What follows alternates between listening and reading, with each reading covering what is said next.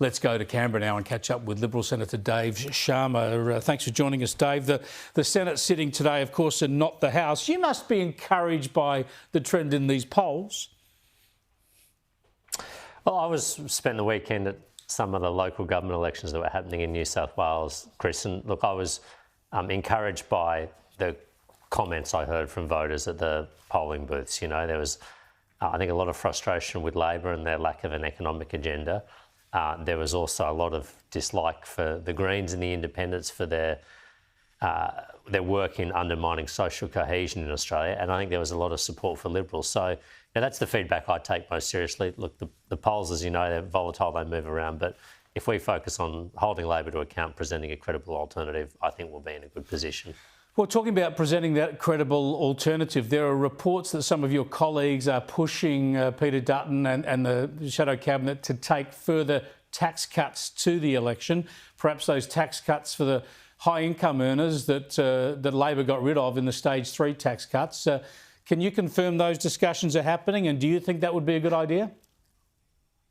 Well, look, I think we'll certainly be unveiling our own approach to taxes before the election, and I'm personally committed to seeing a tax system that is simpler, fairer and lower as well, because I think, what we've seen in particular the past 2 years of the Albanese government is people on seeing their purchasing power eroded because higher nominal incomes have pushed them into much higher tax brackets than they should be, and they're losing a huge amount of money to income tax, paying a lot more than they would have otherwise. So, we had a proposal, as you know, to basically have the top rate only kick in above $200,000 and have the 95% of taxpayers paying no more than 30 cents in the dollar. Now, I appreciate that Labor has changed that, and to unscramble that egg now is difficult, but I think we do need to be taking our own alternative tax plan to the electorate, and that will be unveiled.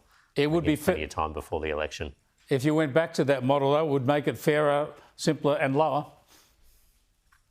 It would, but I'm also conscious that, Labor's changed that now, and we're going to have to look at exactly, what the balance sheet looks like, what our fiscal commitments are, what are the pressures on the budget, and it would be irresponsible, certainly for me, but I think even for us as a party to do that before an election's called.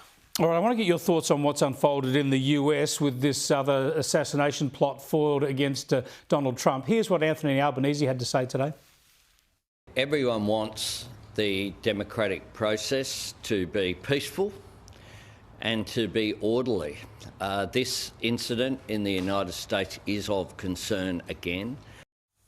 Now, everyone knows you were a former ambassador in Israel, Dave, but you also served as a diplomat in Washington. Are you surprised at the level of security that was around Donald Trump, where effectively the Secret Service were just scouting one hole ahead as he did his round of golf?